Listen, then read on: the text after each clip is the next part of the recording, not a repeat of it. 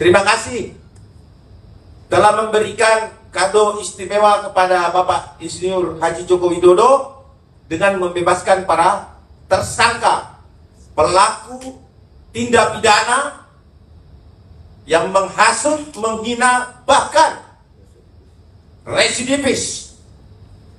Kami mohon juga untuk orang kuat yang ada di belakang Roy Suryo untuk segera mengangkat Pak Roy menjadi menterinya.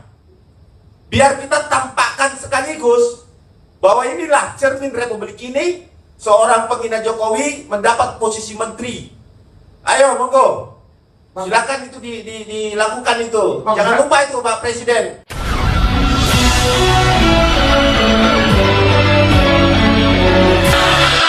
Assalamualaikum warahmatullahi wabarakatuh. Senang berjumpa dengan saudara-saudara sekalian Eka Sutama Channel.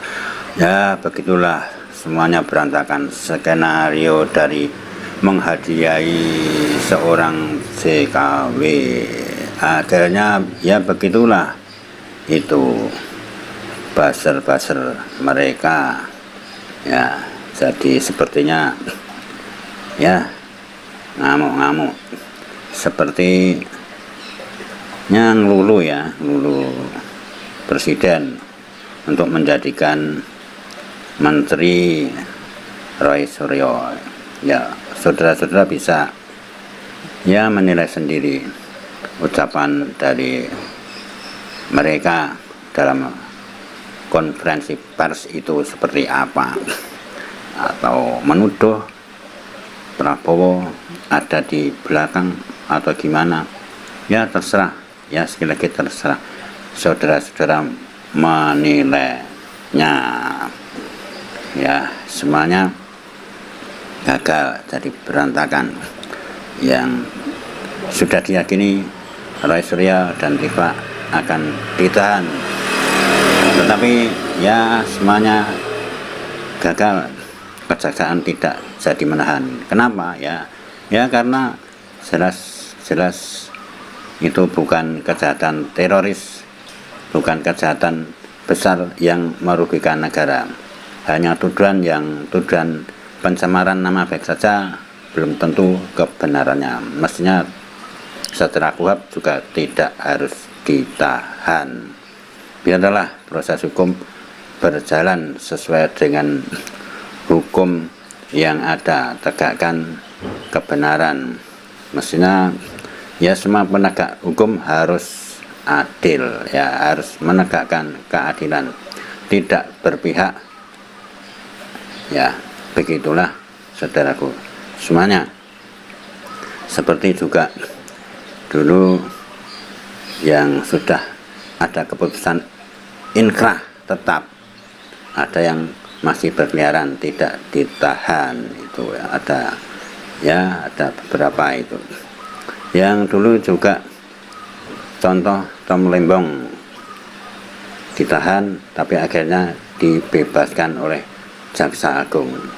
Jadi jaksa ya masih punya nurani juga, tidak menuruti pesanan-pesanan.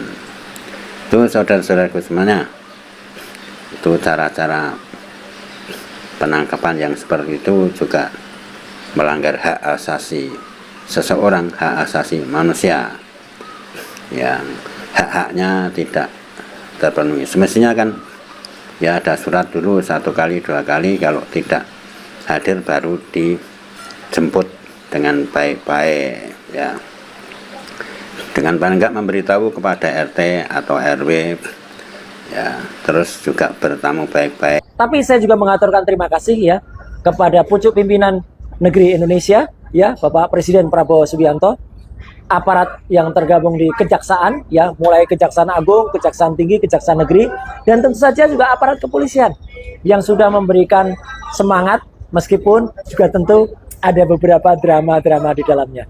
Wajar, itu semua adalah sebuah perjuangan yang tidak bisa dilepaskan begitu saja. Itulah konferensi pers Roy Suryo setelah dilepas dari kejaksaan, tahanan kejaksaan yang tidak jadi ditahan. Ya, seperti itulah. Monggo saudara-saudaraku semuanya di mana saja berada, bagaimana komentar Anda? Pertama-tama saya mengucapkan terima kasih kepada Presiden Republik Indonesia Bapak Prabowo Subianto. Karena beliau sangat andil, saya yakin beliau berandil di dalam bagaimana kita berjuang ini. Kemudian yang kedua adalah kepada Kejaksaan Agung dan jajarannya, Kejaksaan Tinggi, Kejaksaan Negeri Jakarta Selatan. Kami difasilitasi dengan sangat luar biasa, kami diperlakukan dengan sangat baik.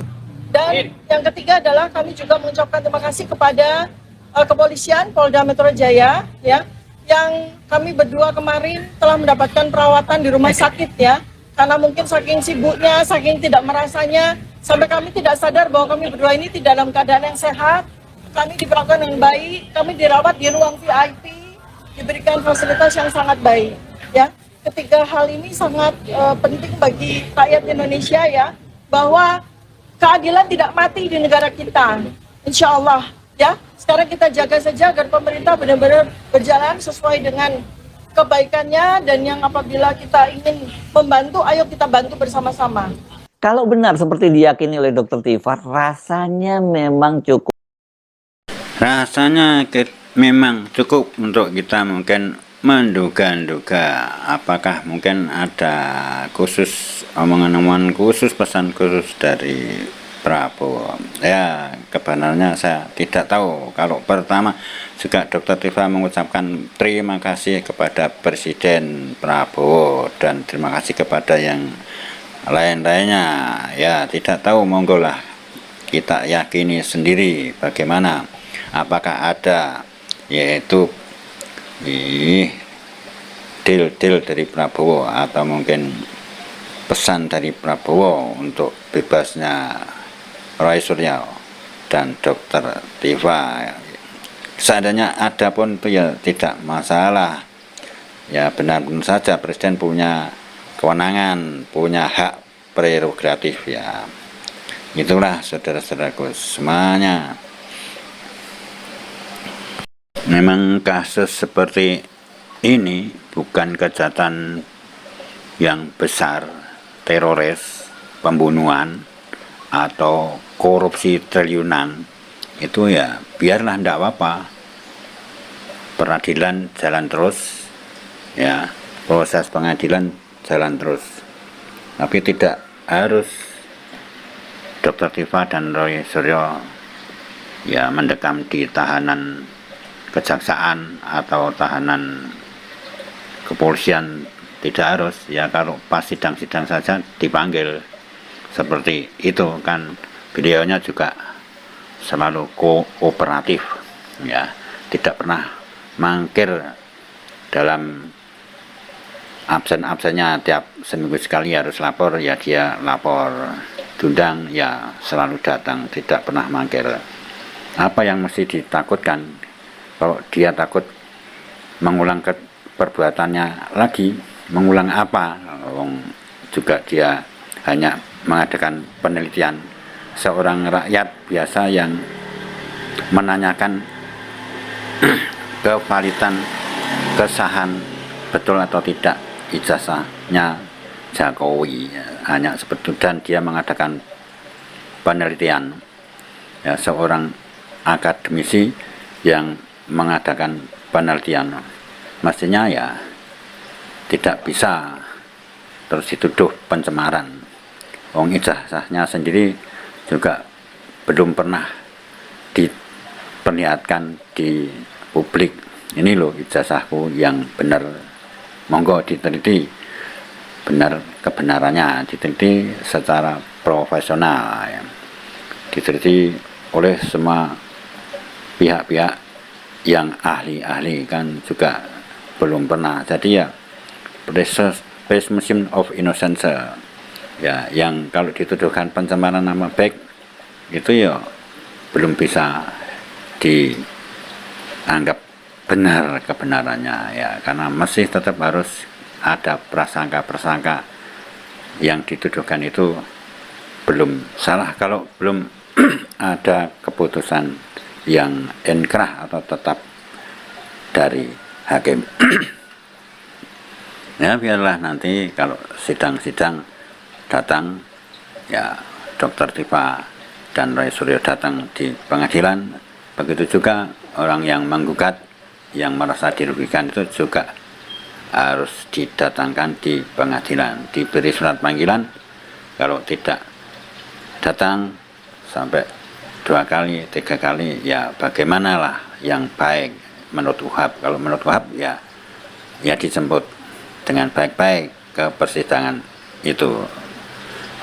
Ya kalau ingin baik ya dan betul-betul terang ijazah itu asli atau tidak, ya tetap di persidangan pengadilan. Dan pengadilan juga harus fair, harus adil, tidak berpihak, mengadili sesuai dengan aturan-aturan, sesuai dengan bukti-bukti yang valid, yang nyata.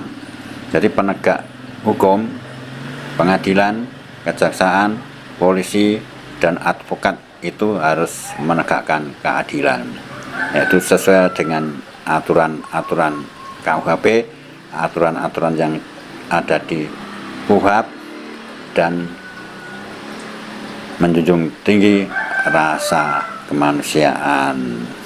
Begitulah saudara-saudaraku semuanya, kasus yang sudah begitu lama, masalah ijazah yang diduga palsu milik Jokowi ini, yang menyita ya waktu banyak sekali, sudah berbulan-bulan ya, dan menyita seluruh anak negeri ini ya, yang juga menambah